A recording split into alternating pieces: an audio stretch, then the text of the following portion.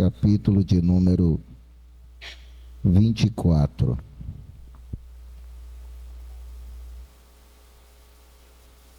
Eu quero externar a minha gratidão ao Senhor e atribuir a Ele toda honra, toda glória, toda adoração e todo louvor, por Ele facultar a mim a oportunidade de poder uma vez mais eu estar aqui nessa noite com essa tamanha responsabilidade que é de transmitir a sua palavra. A Ele a honra, a glória, a adoração e o louvor para todos sempre. Louvar a Deus pela vida do evangelista Cairo, o qual nos estendeu o convite para estarmos aqui nesta noite. Que Deus seja sempre louvado pela sua vida, vida do presbítero Chagas, que estão à frente desta grande empreitada. Louvo a Deus pela vida do meu pastor presidente, pastor Naum Souza Lima. É sempre uma honra estar juntamente com ele. Não é sempre que a gente tem essa oportunidade. Eu sou grato a Deus por favorecer a mim essa oportunidade nesta noite. Enfim, louvo a Deus pela vida de todos os obreiros, louvo a Deus pela vida de toda a igreja. Quem encontrou, diga glória a Deus. Nós vamos ler apenas a última parte do versículo 15, só o finalzinho, porque todos já leram da leitura oficial. Então nós vamos ficar apenas com o finalzinho do versículo 15, que diz assim: porém, eu e a minha casa serviremos ao Senhor. Vamos todos juntos no 3? 3. Porém, eu e a minha casa serviremos. Glória a Deus. Desocupe as mãos só por um minuto. Antes de eu começar a transmitir a palavra do Senhor nessa noite, eu quero te conceder mais um minuto para você adorar ao Senhor nesse lugar. Aqueles que têm glória, vai dizendo glória. Aqueles que têm aleluia, vai dizendo aleluia. E aqueles que já são batizados com o Espírito Santo têm liberdade de falar em outras línguas. O apóstolo Paulo, escrevendo a carta à igreja de Coríntios, disse que o que fala em língua edifica a si mesmo. Então você tem liberdade de edificar a tua vida nessa noite. Por um minuto eu quero que você adore o nome do Senhor. Vai lá, um minuto para você adorar a Ele.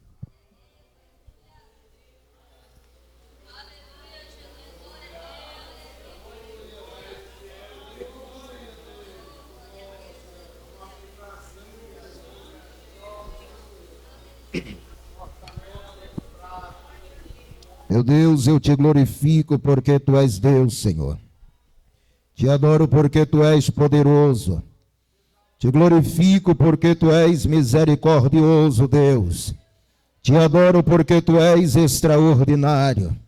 Te glorifico porque Tu és absoluto, Senhor, sobre a terra e sobre o céu. Ah, Senhor, te adoro porque Tu és onisciente. Te glorifico porque Tu és onipresente, Deus. E te adoro porque Tu és onipotente, Senhor. Então mostra-nos a Tua onipotência uma vez mais nesse lugar, nessa noite. E abre o céu sobre este lugar, Senhor, a partir de agora. Meu Deus, para a glória do Teu nome, Senhor. Queremos ser impactados pela Tua glória, Senhor. E sairmos cheios da Tua presença nesta noite. Recebe a adoração da Tua igreja. Senhor, essa é a Tua igreja. Esse é o Teu povo que Te adora nesse lugar. Permanece conosco, Senhor. Em nome de Jesus, em nome de Jesus, sente, adorando a Deus.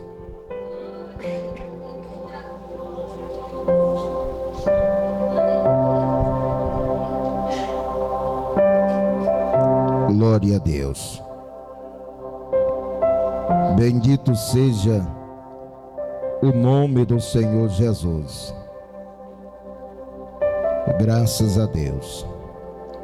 Graças a Deus que hoje não tem espaço para debate. Posso pregar tranquilo aqui. Graças a Deus. Meus irmãos, quando nós abrimos a nossa Bíblia, aqui neste livro que tem por nome do seu autor, Josué, precisamente aqui no capítulo de número 24, nós iremos nos deparar com um memorial, aonde o Senhor Deus, através do seu servo por nome de Josué, ver-se na obrigação de trazer à memória do povo de Israel os seus feitos miraculosos que ele realizara, que ele operara no meio deles. Porque parece que a nação de Israel havia se esquecido daquilo que o Senhor havia feito por eles. E o Senhor então agora vê a necessidade de trazer à sua memória aquilo que ele outrora havia feito em prol do seu povo. E o profeta e Josué, ele agora reúne-se com todas as tribos de Israel, precisamente as 12 tribos de Israel, levando elas a Siquém. E ali agora ele começa a trazer a memória das tribos, dos seus oficiais, dos seus juízes, dos seus comandantes, dos anciões, que ali estavam presentes naquela reunião. Ele agora começa a trazer a memória desde a época de Abraão, desde quando o Senhor Deus visitou lá na terra de Uz, na casa de um homem por nome Terá ou Tera, e disse para que o seu filho Abraão saísse ali da sua terra, da sua parentela e da casa de seu pai. Josué, ele agora vai expressando diante da nação de Israel, diante daquele povo, trazendo à sua memória, desde a época de Abrão ou de Abraão, os feitos miraculosos que o Senhor havia feito no meio deles, dizendo que o Senhor havia escolhido Abraão para ser o pai deles, para ser o vosso pai, levando ele, fazendo ele percorrer por toda a terra de Canaã, e lá eu prosperei, e lá eu lhe dei a Isaque, de Isaque eu lhe dei a Jacó, também lhe dei a Esaú. E ele vai dizendo, a Esaú eu dei as montanhas de Seir, a Isaque ele decidiu voltar ou descer para o Egito. Indo ele para o Egito, tornou-se escravo da nação de Israel. Posteriormente o Senhor ele levanta Moisés para libertar o povo de Israel da terra de Gósen, fazendo-os percorrer para o deserto. E lá no deserto, Josué vai dizendo na memória, trazendo a memória da nação de Israel, os feitos miraculosos que o Senhor havia operado, tanto na terra de Gósen, no Egito, como também durante o percurso que eles passaram pelo deserto, aonde o Senhor fala a respeito do Mar Vermelho, do grande livramento que o Senhor deu a eles, fazendo-os atravessar a pés enxutos pelo meio do mar, fazendo com que as águas engolissem e cobrissem Faraó e os seus cavaleiros. Depois da travessia, o Senhor continua dizendo através de Josué as suas conquistas, aquilo que ele havia dado para a nação de Israel, falando a sua memória, trazendo na sua mente, para que eles se lembrassem daquilo que Deus havia feito pelos seus pais. Mas agora agora Israel estava distante de Deus, havia se esquecido dos seus feitos, havia se esquecido da sua obra, havia se curvado diante de outros deuses, e Deus é obrigado a trazer à sua memória as coisas que os seus pais também haviam feito, havia se distanciado dele, se curvado diante de outros deuses, mas mesmo assim o Senhor não os abandonou.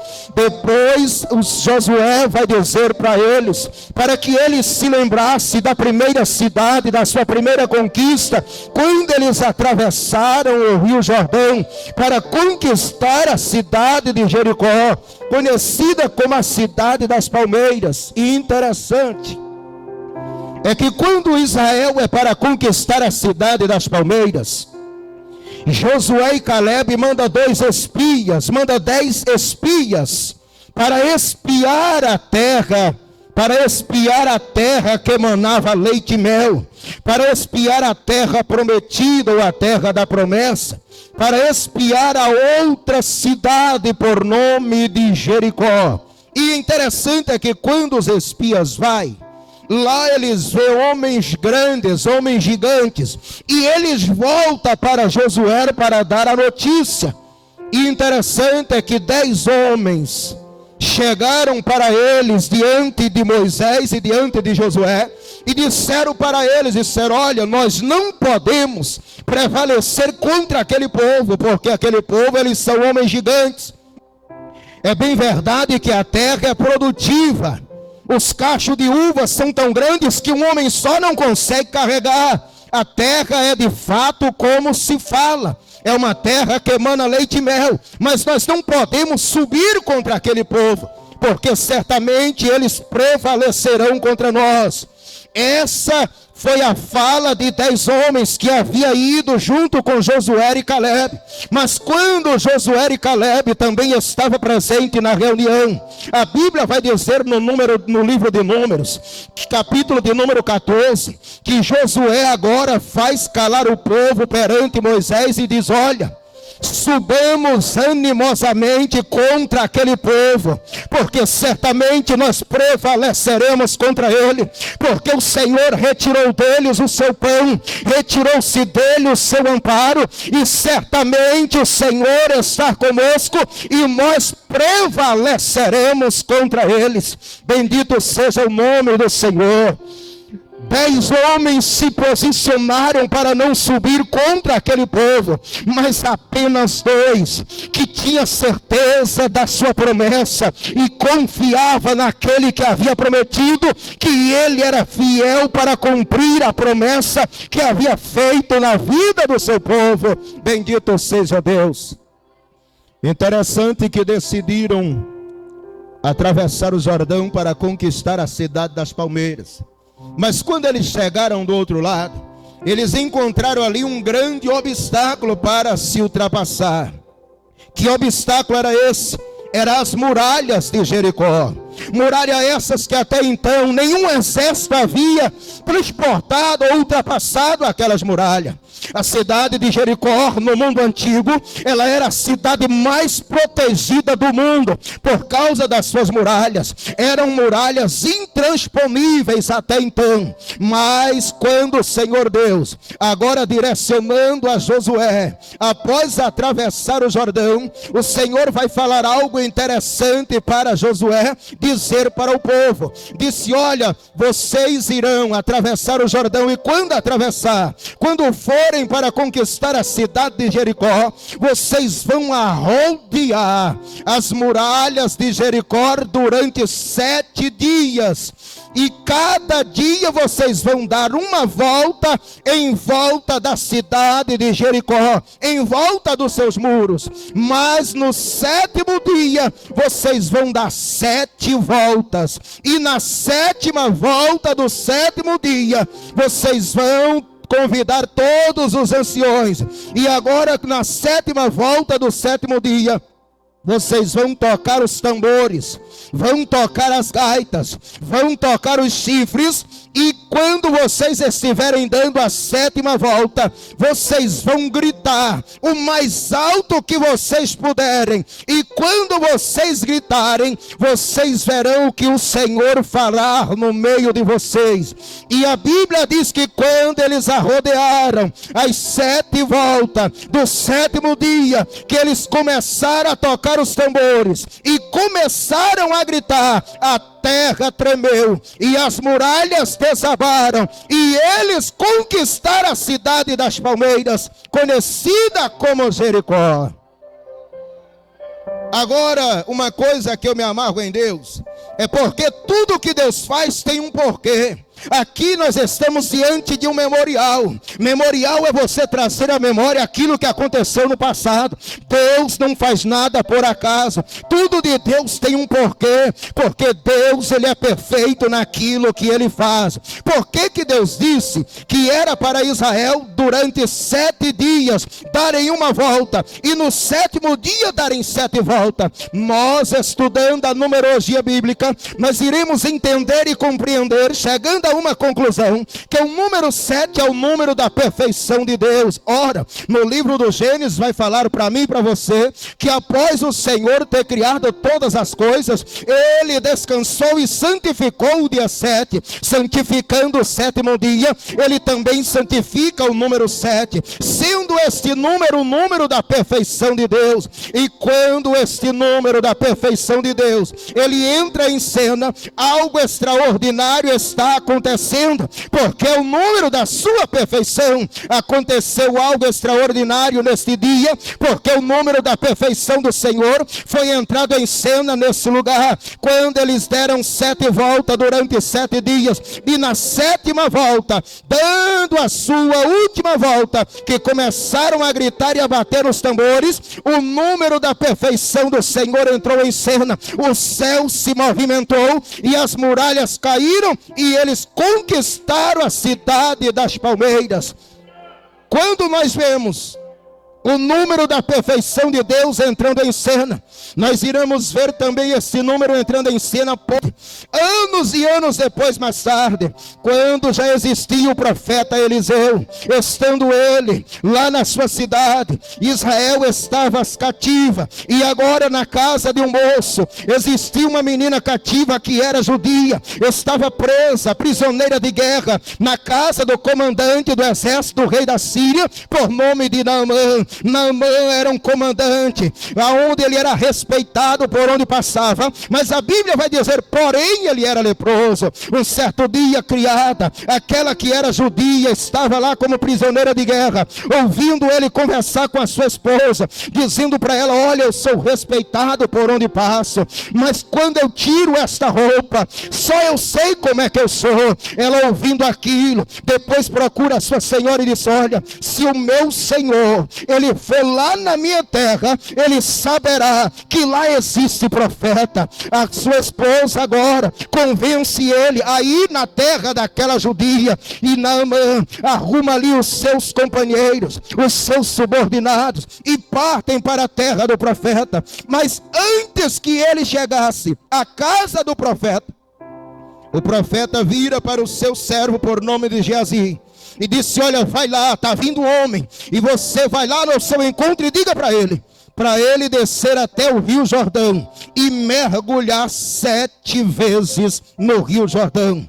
Geazi, ele vai ao encontro de Naamã e disse, olha, o meu Senhor disse que é para você descer até o rio Jordão e mergulhar 7 vezes. Naamã, ele retruca aquilo e disse, olha, porventura na minha terra não tem águas melhores do que essa? Tem o rio Farpá, tem Arbana, por que que ele não me mandou mergulhar lá? Aleluia.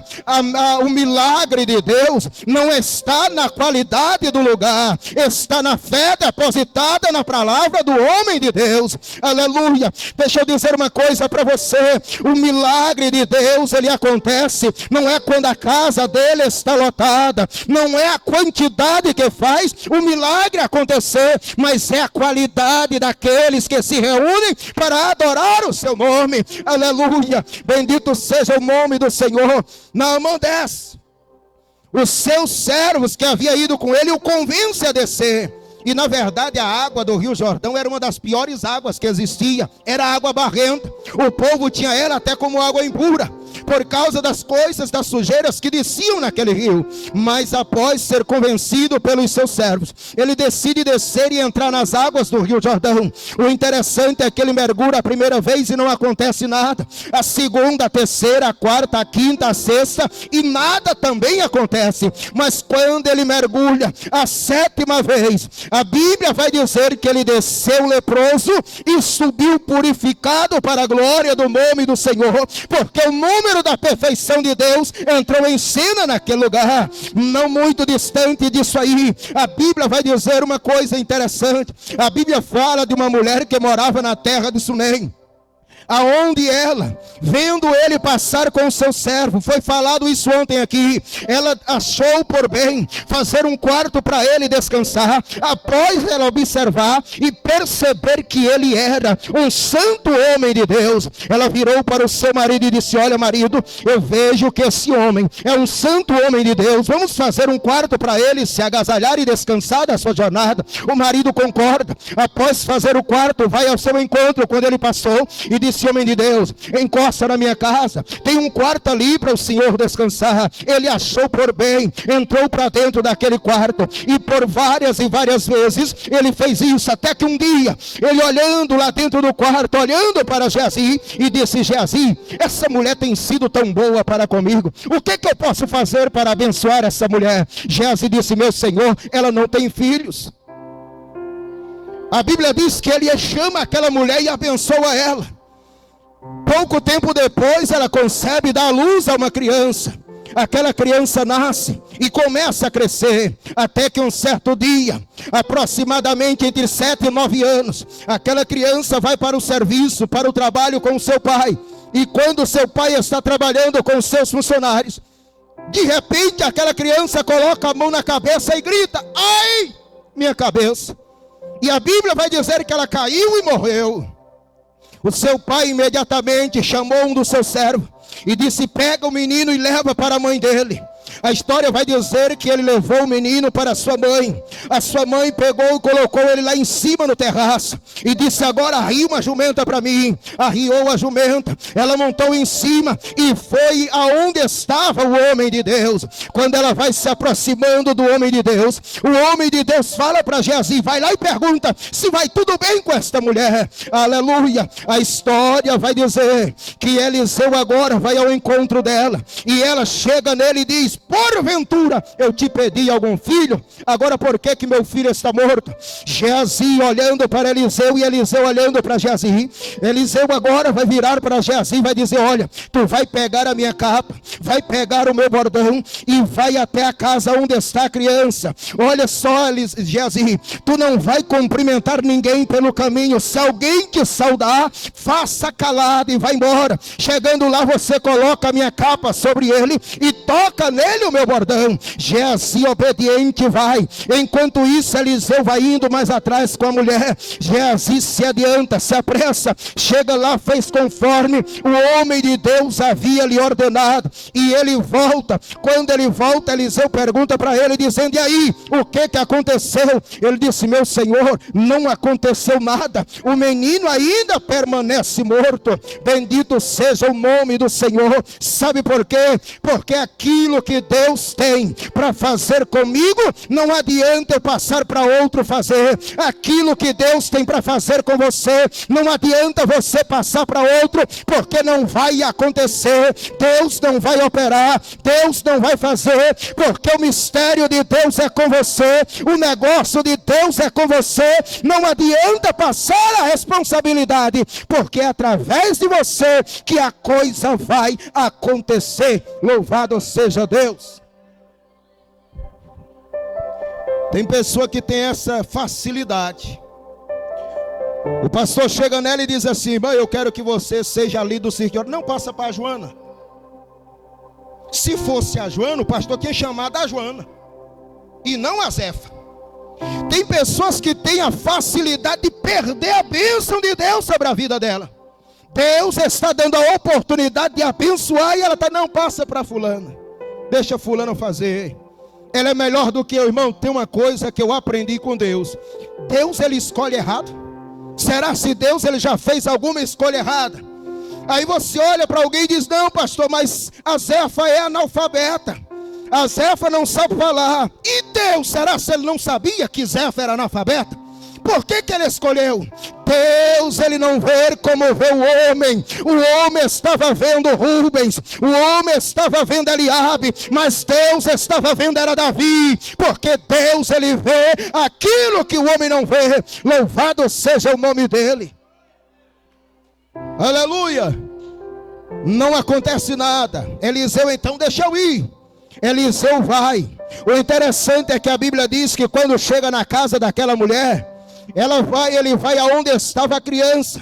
E quando chega lá, a Bíblia diz que Eliseu deitou-se sobre aquela criança, mediu-se sobre ela, colocando testa com testa, olho com olho, nariz com nariz, boca com boca. Após ele se medir, ele se levanta, dobra o seu joelho e ora. Faz isso novamente, volta a se medir, se levanta e volta a orar. Pela terceira vez que ele faz isso, na hora da oração, é aqui que eu me amarro em Deus. A Bíblia vai dizer que pela terceira e última vez que Eliseu faz aquilo, enquanto ele estava de joelho dobrado orando ao Senhor pela vida daquele menino, daquela criança, a Bíblia vai dizer de forma categórica: antes que ele abrisse os olhos, ele espirrou 7 vezes. E quando ele dá o 7º espirro, ele abriu os olhos e ressuscitou para a glória de Deus, confirmando que a perfeição de Deus estava entrando em cena naquele lugar, naquele dia, para a glória do nome do Senhor. Mas não para por aí. Quando nós vamos para o Novo Testamento, a Bíblia também vai falar a respeito do número 7. A Bíblia vai falar a respeito de 7 igrejas, a respeito de 7 anjos, a respeito de 7 taças, a respeito de 7 trombetas, a respeito de 7 flagelos, a respeito do Espírito que tem 7 olhos, e a respeito de 7 Espíritos que andam em volta do trono. Mas também vai falar de um livro que tem 7 selos, aleluia. E todas as vezes que o número 7 aparece na Bíblia, algo de extraordinário está acontecendo, porque é o número da perfeição do Senhor dos Exércitos, o Todo-Poderoso. E naquele dia não podia ser diferente. Quando eles deram a 7ª volta, o céu se movimentou e eles alcançaram a vitória e conquistaram a cidade das palmeiras, para a glória do nome do Senhor dos Exércitos. Aleluia. E Josué continua a sua história, trazendo à memória do povo os feitos miraculosos que Deus havia realizado no meio deles, até chegar o momento dele dizer: olha, os vossos pais se distanciaram, os vossos pais prevaricaram contra o Senhor, os vossos pais fizeram aquilo que era mal aos olhos do Senhor, e começaram a seguir a outros deuses, os deuses dos amorreus, dos fariseus, dos jebuseus, dos amorreus. E agora, aonde vocês habitam, esta terra eu havia dado por herança aos vossos pais. Mas uma coisa eu quero dizer para vocês hoje: vocês precisam escolher a quem vocês vão servir. Se vocês vão servir ao Deus dos vossos pais ou ao Deus dos exércitos, aleluia. Mas eu quero dizer uma coisa: independentemente da vossa escolha, eu e a minha casa serviremos ao Senhor, aleluia. Deixe-me lhe dizer uma coisa: Josué estava determinado, independentemente da decisão do povo. Se eles quisessem seguir aos deuses dos seus pais, ele seguia. Mas Josué disse: eu e a minha casa serviremos ao Senhor, porque ele estava pautado na promessa de Deus. Ele agora já estava velho, quando ele recebeu a promessa que o Senhor havia feito, em lhe dar por herança a terra que ele pisasse os seus pés. Ele tinha aproximadamente de 40 a 45 anos, ele já estava com quase 110 anos, mas permanecia de pé, firmado na promessa e dizendo: eu e a minha casa serviremos ao Senhor. Ele estava dizendo para o povo: eu não posso ser injusto, eu não posso ser hipócrita, eu não posso ser egoísta de abandonar a Deus depois de tudo que ele fez pela minha família. Se vocês quiserem seguir os outros deuses, vão, mas eu e a minha casa, nós serviremos ao Senhor. Louvado seja o nome dele nesta noite. Aleluia. Tem pessoas que têm facilidade de esquecer as coisas que Deus faz por elas. É necessário às vezes, hora ou outra, Deus trazer a memória de alguém, falar para ela aquilo que ele tem feito. Como por exemplo, hora ou outra a gente vê Deus levantando um pregador, um cantor, um profeta, um vaso, para dizer para alguém: lembra-te de onde eu te tirei. Sabe por quê? Porque quando você vê Deus falando para alguém: lembra de onde eu te tirei, Deus sondou o coração daquele e entende que o seu coração está distanciando dele. Por isso é que ele diz: lembra-te da onde eu te tirei e aonde você está, porque foi eu quem te coloquei.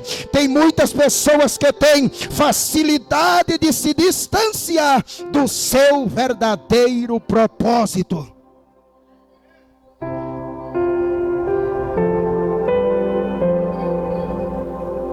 O tema do culto de hoje é família a serviço do reino. Josué, ele disse: eu e a minha casa serviremos ao Senhor. Aconteça o que acontecer, se todos quiserem ir, seguir aos deuses dos vossos pais, seguir os passos dos vossos pais, o exemplo dos vossos pais, por mim vocês podem irem, mas eu e a minha casa, nós serviremos ao Senhor. Daqui nós não saímos, não arredamos o pé daqui, porque nós sabemos quem foi que nos chamou e quem é quem está nos sustentando até hoje, e nós não abrimos mãos dele. Aleluia. Tem pessoas que têm facilidade de abrir mão de Deus. Tem muitas famílias sendo destruídas porque estão abrindo mão dos verdadeiros princípios que Deus estabeleceu. Muitas famílias estão sendo devastadas. Irmãos, deixa eu lhe dizer uma coisa: nunca houve na história da humanidade tantos lares destruídos como nós temos visto nesses últimos dias. Sabe por quê? Porque as famílias estão deixando e abrindo mão do verdadeiro propósito de Deus, alicerçado na palavra, aleluia, sendo sustentado pelo Senhor, e não estão fazendo como Josué: se vocês quiserem ir, podem ir, mas eu e a minha casa, nós vamos permanecer, nós vamos perseverar, porque nós serviremos ao Senhor dos exércitos. Aleluia. Louvado seja o nome do Senhor Jesus. Uma certa vez um irmão meu, eu pregando para ele, falando a respeito do céu e da salvação, ele virou para mim e disse: olha, deixa eu te falar uma coisa, eu só vou servir a Deus um dia, crente como você é, eu só vou ser crente um dia, se Deus aparecer para mim e dizer que para mim ser salvo, eu tenho que ser crente. Eu disse: pois tu pode se preparar, porque o inferno te espera. Ele: mas por quê? Eu falei: porque você não é melhor do que eu, você não é melhor do que os meus irmãos, que não foi necessário Deus aparecer para eles para dizer que que para ser salvo precisa ser crente. A fé ela vem é pelo ouvir, e eu ouvir a palavra de Deus, e eu estou pregando para você é a palavra de Deus, para que a fé nasça dentro do teu coração. 3 meses depois, a minha irmã mais velha liga para mim dizendo: Maninho, meu filho, disse o que foi? Ela disse: olha, levanta um clamor rapidamente pelo teu irmão. Eu disse: quem? Ela disse: o Francisco. Eu disse: o que foi que aconteceu com ele? Ela disse: ele está internado no hospital em Araguaína. E eu disse: o que foi? Não sei, não sabemos o que foi, mas ele está internado. E no telefone mesmo eu disse: Deus, desce o cacete nele, mas salva a alma, Senhor. A minha irmã disse: tu é doido? Eu disse: não, eu estou consciente do que eu estou dizendo. Ela desligou o telefone, não gostou do que eu disse. 3 dias depois ela liga para mim de novo, dizendo: Mani, tu já melhorou? Eu disse: graças a Deus estou melhor do que há 3 dias atrás. Por quê? Eu disse: porque estou mais crente do que há 3 dias atrás. Cada dia que passa mais crente eu fico. Aleluia, porque mais perto de Jesus voltar está. Aí ela disse: olha, ora pelo teu irmão. Não, mas ora mesmo. Eu disse: mais ainda. Ela disse: é. Eu disse: por quê? Porque ele está com câncer e os médicos não deram esperança para ele. Eu disse: Deus, desce o cacete nele, mas salva a alma, Senhor. Eu não aceito perder a alma do meu irmão, eu não aceito. Mas com a matéria, Senhor, desce o cacete nele. Ela pá o telefone. Fui orar, subi para cima do monte e fui orar. 2 semanas depois ela liga de novo. E a minha oração era a mesma: Senhor, desce o cacete no Francisco, mas salva a alma dele, Senhor. Desce o cacete, mas salva a alma. Aí um belo dia ela liga para mim de novo. Ligou desesperada, chorando. Ela não conseguia falar nada, só chorava. E eu pensando: meu irmão morreu. Comecei a chorar também, desespero tomou conta. E eu perguntava: fala, se ele já morreu, o que aconteceu? Ela chorando e eu também. Quando ela se controlou, ela disse: Maninho, deixa eu te falar uma coisa. Eu digo: fala, pelo amor de Deus. Ela disse: olha, nessa noite, lá em Araguaína, o Francisco estava deitado dentro do quarto, quando de repente passou 2 irmãs, evangelizando os leitos do hospital. Passaram pela porta do quarto dele, onde ele estava, com mais outras 2 pessoas, e entraram nos outros quartos. Quando chegou no final do corredor, elas voltaram, pararam na porta do quarto que ele estava, e uma delas perguntou: quem é Francisco Gonçalves da Silva aqui? Ele se arrepiou todo, mas não falou nada. E ela perguntou de novo: quem é Francisco Gonçalves da Silva aqui? A minha irmã disse: eu levantei a mão e disse: é ele. Aleluia. Elas entraram dentro do quarto, se posicionaram perto dele e virou para ele e disse: Francisco, o meu Jesus nos fez voltar do final do corredor para te mostrar que ele é Deus. Aleluia. E ele está arrancando o câncer de você, e amanhã tu terá alta, para que tu saiba que ele é Deus. Aleluia. Aleluia. Eu disse: aconteceu o quê? Ela disse: Mani, ele já está aqui em casa, recebeu alta no outro dia de manhã, o câncer desapareceu e o nome de Jesus foi glorificado. Louvado seja o nome do Senhor. Sabe o que é isso? É você depositar a tua certeza e confiança no Deus que você serve, porque eu e a minha casa também serviremos ao Senhor dos Exércitos. Aleluia. Eu disse para Deus: Senhor, eu perco tudo, mas não perco a alma da minha família para o diabo. A minha família será salva para a glória do teu santo e poderoso nome. Aleluia. Aleluia. Ei, aí às vezes você pode dizer assim: ei pastor, peraí, mas não é assim não. Toda coisa tem suas exceções. Tem família sendo destruída, é verdade. São tantos acontecimentos que está destruindo as famílias. É verdade.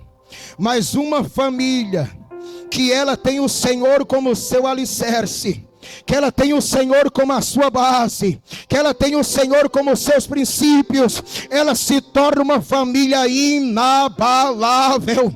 Aconteça o que acontecer, se levantem quem se levantar, mas ela permanecerá de pé, dizendo: eu e a minha casa, nós servimos ao Senhor dos exércitos. Aleluia. Quando você vê muitas coisas acontecendo, é porque essas famílias não tiveram um verdadeiro encontro com o Senhor Jesus. Porque no dia que alguém se encontra com Cristo, a vida muda, a história muda, a mente muda, o pensamento muda. Aleluia. Porque Jesus, a primeira coisa que Ele faz na nossa vida é a transformação de caráter. Aleluia. É por isso que hoje aquele que é crente, que roubava no passado, hoje não rouba mais. Caráter transformado. Bebia no passado, não bebe mais. Caráter transformado. Mentia no passado, não mente mais. Caráter transformado. Porque Jesus transforma caráter.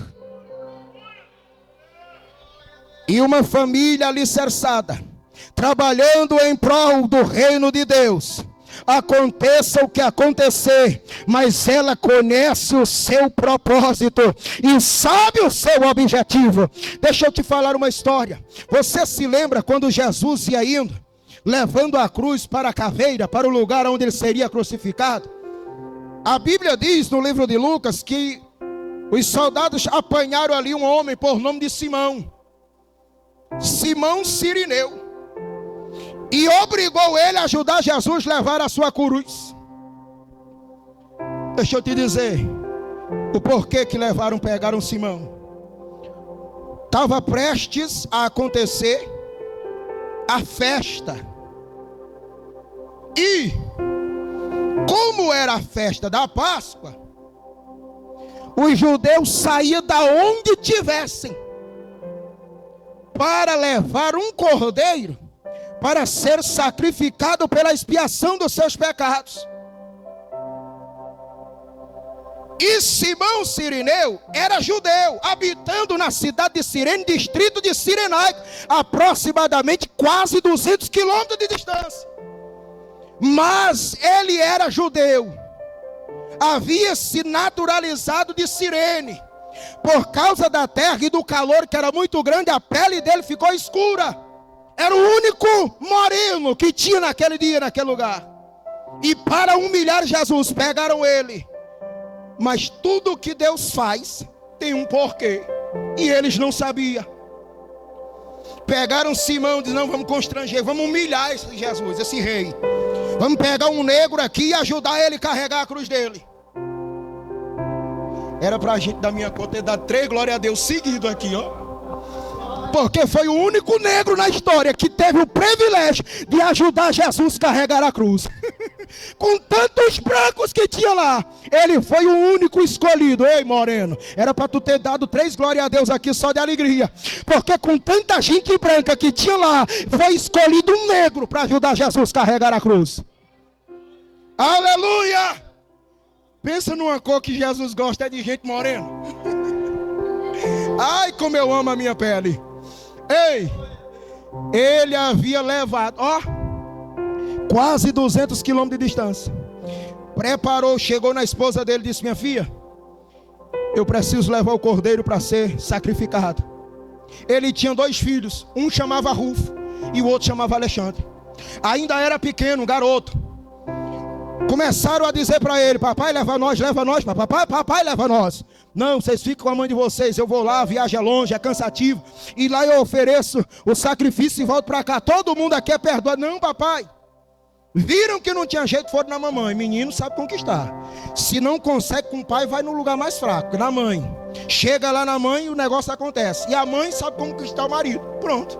O filho chega na mãe, pede para ela de um jeito que só ele sabe, e ela derrete. Aí ela disse: não, mas peraí, eu tenho que falar com teu pai. Pronto. Vai lá, ó, irmão Chaga. Basta ela fazer isso aqui, ó. Meu velho, leva o Rufo. Pronto, pode falar para ele se arrumar, que eu vou levar ele. E leva Alexandre também, vou levar todos os dois. Levou os dois. Vários dias de lombo de jumento e de animal chegaram à porta de Jerusalém. E o interessante é que quando eles chegaram à porta da cidade, a cidade estava alvoroçada, porque estava acontecendo o quê? A trajetória de Jesus Cristo para o Gólgota, o lugar da caveira.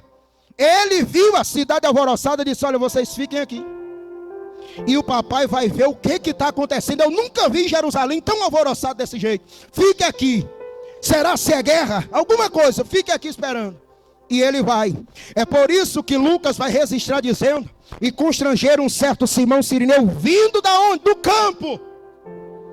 Campo não era de trabalho, era da onde ele vinha, do lugar distante. Ele disse: vocês ficam aqui com o cordeiro, que eu vou ver o que está acontecendo, e eu volto aqui para pegar o cordeiro, para sacrificar. Quando ele chega no meio da cidade, na via dolorosa, que ele vai tentando ver o que era que estava acontecendo, de longe ele vê aquele homem trazendo aquele madeiro, mais dois homens trazendo madeiro com ele. E quando ele vai se aproximando e não tem como ele ultrapassar, para ir até alguém perguntar o que estava acontecendo, ele apenas para e fica observando aquele acontecimento. Quando de repente os guardas pegam ele, na intenção de humilhar Jesus, e obrigou ele a ajudar Jesus a carregar a cruz. Mas não sabia aqueles guardas que aquilo ali faria da vida de Simão uma transformação da sua história.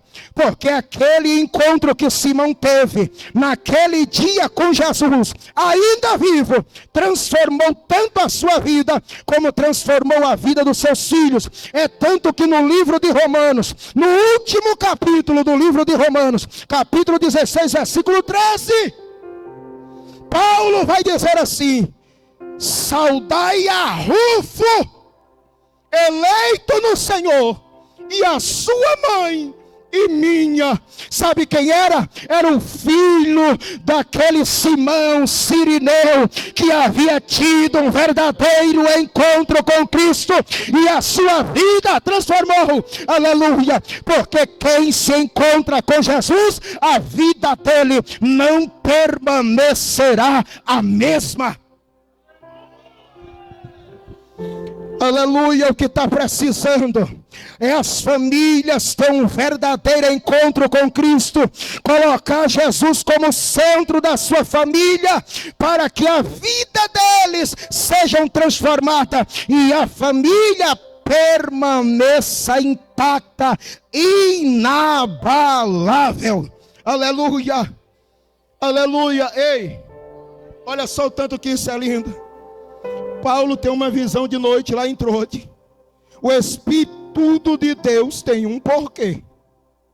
Paulo tem uma visão de noite em Troade, de um homem dizendo: atravessa a Macedônia e nos ajuda.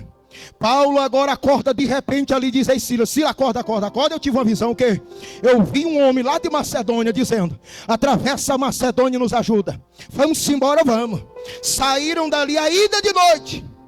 Saíram dali para Neápolis. De Neápolis pegaram o navio para Samotrácia. De Samotrácia pegaram o navio, desembarcaram na cidade de Filipe, ou de Filipos. Quando chegaram na cidade de Filipe, a Bíblia vai dizer que eles, procurando num sábado ali um dia para orar, uma moça perturbada por espírito imundo perturba eles tanto, que Paulo volta para trás e expulsa aquele demônio. Por causa disso é preso, lançado dentro do cárcere. Quando ele estava lá amarrado, acorrentado, só não estava amordaçado, mas as mãos e os pés presos ao tronco, Paulo disse: Silas, vamos cantar? Disse: vamos. E quando eles começaram a cantar perto da meia-noite, aleluia, a terra tremeu, as prisões se abriram, os grilhões se quebraram, o soldado pega a espada e coloca no pescoço para se matar. Aí Paulo disse: ei, não faça nenhum dano a ti, porque todos nós aqui estamos. Aquele homem reconheceu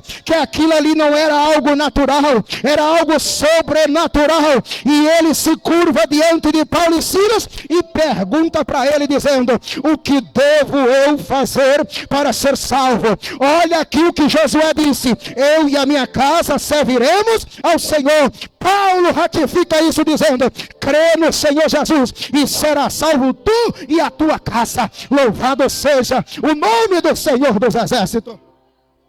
Aleluia, aleluia. Deus, tudo que Ele faz é perfeito. Tudo que o Senhor faz é perfeito. Sabe por quê? Porque se Paulo não tivesse tido aquela visão em Trode, ele não teria chamado Silas para ir para lá. Se ele não chama Silas para ir para lá, ele não teria ido para Neápolis. Se Paulo não vai para Neápolis, ele no outro dia não vai para Samotraça. Se ele não vai para Samotraça, no outro dia ele não chegava lá na colônia de pecadores por nome de Filipe. Filipe ganhou esse nome em homenagem a Filipos da Macedônia, que era pai de Alexandre o Grande, que sitiou aquele lugar, tomando a dos Trácios, tornando uma colônia de pescadores, que se dividia em duas partes. Aí agora, se Paulo não chega lá em Filipe, ele não teria ido num sábado orar. Se Paulo não vai num sábado orar, aquela moça não perturbava ele dizendo: esses homens são santos homens de Deus. Se ela não perturbasse Paulo toda vez que ele fosse orar, Paulo não teria ficado furioso, não teria voltado e expulsado o demônio daquela moça. Se Paulo não volta e expulsa o demônio da moça, ele não teria sido pego pelos magistrados da cidade. Se ele não tivesse sido pego pelos magistrados da cidade, não teria sido levado para a praça. Se ele não tivesse sido levado para a praça, nenhum júri popular não teria sido decidido a prisão deles. Se eles não tivessem levado para a praça e decidido a prisão deles, lá dentro eles não teriam cantado um hino. E se eles não tivessem cantado um hino, não teria tremido a terra daquele lugar. Se não tivesse tremido a terra daquele lugar, as prisões não tinham se abrido. Se as prisões não tivessem abrido, o guarda não teria levantado apavorado. Se o guarda não tivesse levantado apavorado, não teria se curvado de medo. Se ele não tivesse se curvado de medo, não teria perguntado para Paulo: o que devo eu fazer para ser salvo? Se ele não pergunta para Paulo: o que devo eu fazer para ser salvo? Paulo não teria dito: crê no Senhor Jesus e será salvo tu e a tua casa. Mas tudo isso aconteceu para que aquele carcereiro e a casa dele fosse salva, porque esse é e sempre será o maior propósito de Jesus, é salvar você e a tua casa. Louvado seja o nome do Senhor nessa noite. Aleluia, aleluia. Mas uma família que vive a benefício do reino de Deus, ela precisa entender que o céu não é só dela, o céu é para todos aqueles que nele crê. Todos aqueles que creem em Jesus, eles também têm a promessa da salvação. Tem pessoas que entram mês e saem mês e não ganham uma alma para Jesus, não convida quase ninguém para vir para o culto. Deixa eu te dizer uma coisa: se o teu vizinho padecer, morrer e a alma dele se perder no Hades, Deus poderá requerer da tua mão aquele sangue, porque você teve a oportunidade de pregar o evangelho para ela e se recusou. O evangelho é para você, o evangelho é para o seu vizinho, o evangelho é para a sua cidade, o evangelho é para o seu país, o evangelho é para todos. Mas se você não se posicionar para pregar e alguém perecer, Deus requerá o sangue dele das tuas mãos por não anunciar o seu evangelho. Aleluia. Tem gente que acha que a obrigação de pregar é de pastor. Eu nunca vi dizer que pastor tem obrigação de pregar. Eu vejo numa reunião aqui dos obreiros da época da igreja primitiva, Pedro escolhendo pessoas para trabalhar, e ele disse: eu ou nós perseveraremos no ministério da palavra, do ensino. Pastor ensina, você ganha e ele ensina. A sua função é ganhar. Ensinar, não se preocupe não, tem quem ensina, mas ganhar é você. A gente cresceu ouvindo que ovelha gera ovelha, mas tem gente gerando é bode. Ovelha gera ovelha. Você ganha e você traz. E aqui o pastor ensina, aqui o pastor cuida, mas a coroinha, a pedra e a coroa da alegria, só quem ganha a alma vai ter o privilégio de ser coroado com ela. Aleluia. Paulo disse que aqueles que ganham almas, eles receberão a coroa da alegria. Louvado seja o nome do Senhor. Qual é a coroa que você vai receber lá em cima? Qual é a coroa? Qual é a coroa? Aleluia. Se fosse para mim morrer hoje, eu morreria satisfeito, porque só nesse mês lá em Porto Franco eu já ganhei 2 almas para a glória de Deus. Então já posso morrer tranquilo. Aleluia. Já tenho direito à coroa da alegria. Louvado seja o nome do Senhor.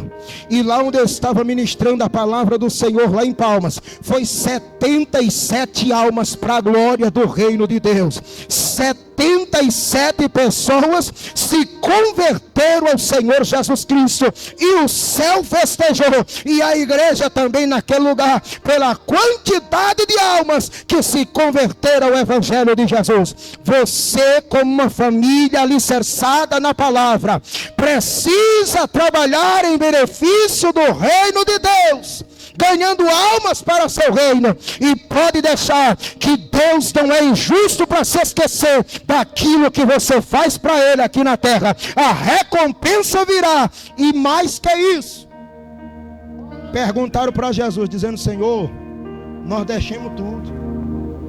Pescador, nossa, nós ganhava dinheiro pescando, vendendo peixe. E aí agora? Se Pedro, vou te falar uma coisa, Pedro. Aqui, Pedro, aqui é 100 vezes aquilo que tu ganhava. 100 vezes mais. E por fim, Pedro, a vida eterna. Olha aí, irmão, o privilégio que nós temos. Por fim, a vida eterna. Eu conheci um pastor chamado Francinete, que ele gostava de dizer o seguinte: ele dizia: Senhor, eu não me importo de chegar no céu só as tiras, mas eu não quero ficar do lado de fora. Eu entrando lá dentro, Senhor, para mim é o que importa. Senhor, mas cada tira que entrar para dentro do teu reino, cada uma delas, eu quero que tenha pelo menos 10 almas apregado nelas, para me apresentar para o Senhor, para mim não me apresentar com as minhas mãos vazias, mas eu quero ter o que me apresentar para ti, no dia que o Senhor me perguntar: Francinete, o que foi que tu fez para mim? Senhor, está aí. O que eu fiz para o Senhor está aqui. Essas almas que eu ganhei para o Senhor lá na terra, essas aí foi eu, Senhor. Eu que ganhei. Aí ele vai ouvir ele dizendo, aí eu quero ouvir dizendo: pois pronto, Francinete, entra para o gozo do teu Senhor, que está preparado para ti desde a fundação do mundo. Louvado seja o nome de Jesus. Fica de pé toda a igreja. Aleluia. Aleluia. Nós precisamos entender uma verdade, irmão. Por um momento só, para pensar o que Deus tem feito por ti. Pensa aí, o que Deus tem feito por ti. Quem tu era, irmão, e quem tu é hoje. Como diz um pregador da minha terra, hoje tu é gente. Jesus te fez ser gente. Pastor, era isso, está vulgarizando. Estou não. É porque o homem sem Deus é comparado com duas coisas. Primeiro, é comparado com um animal. Então eu peguei e levo com você. Segundo, é comparado com uma folha seca levada ao vento. E essas são as duas comparações que a Bíblia faz do homem sem Deus. Quando Deus quis mostrar para o maior rei da história, no seu tempo, por nome de Nabucodonosor, que ele era soberano, colocou ele para fazer o quê? Comer capim igual os bois.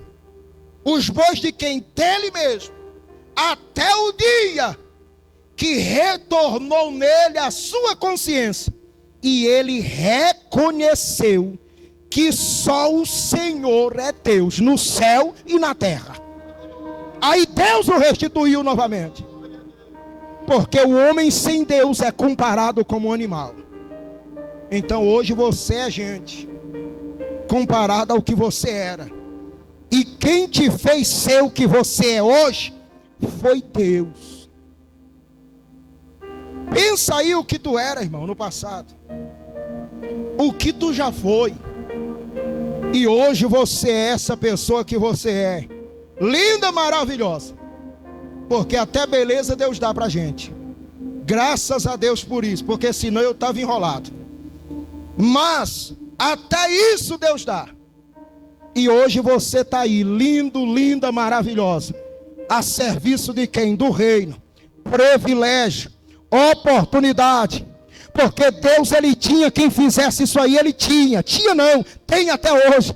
Porque ainda que Deus não quisesse enviar os anjos, se ele quisesse que o evangelho fosse pregado por um jumento, o jumento pregava. Mas ainda assim, os anjos disseram: Senhor, deixa nós ir. Não, eu tenho quem faça lá embaixo. E deu esse privilégio para mim e para você. E às vezes você está rejeitando a oportunidade e o privilégio que tem de ser uma família alicerçada, trabalhando em serviço do reino, ganhando outras famílias para a glória do nome do Senhor.